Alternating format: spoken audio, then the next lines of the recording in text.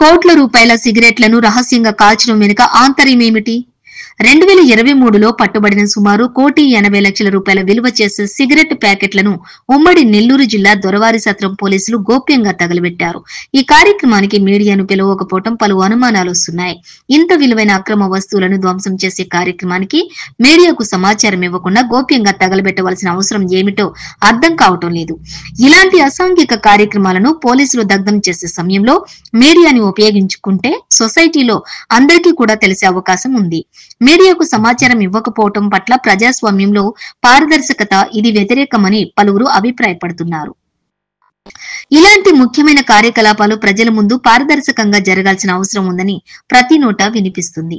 ఏదేమైనా పోలీసులు ఎంత గోప్యంగా సిగరెట్లను తగలబెట్టడం వెనుక పలు అనుమానాలు రేకెత్తిస్తున్నాయి. దీనిపైన ఉన్నతాధికారులు పూర్తి స్థాయిలో విచారణ జరిపి ఎందుకు అంత గోప్యంగా కోట్ల రూపాయలు విలువ చేసే సిగరెట్లను తగలబెట్టారో ప్రజలకు చెప్పవలసిన అవసరం ఉంది.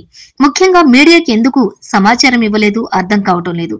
ఎన్నో సందర్భాలలో నకిలీ మద్యం దొరికినప్పుడు మీడియా ముందే ఆ నకిలీ మద్యం బాటిళ్లను జేసీబీలతో తొక్కించిన సందర్భాలు కూడా ఎన్నో ఉన్నాయి. మరి అలాంటి సందర్భంలో ఈ యొక్క సిగరెట్లు తగలబెట్టే కార్యక్రమానికి మీడియాని పిలవకపోవడం పట్ల భారీ స్థాయిలో అనుమానాలు వ్యక్తమవుతున్నాయి.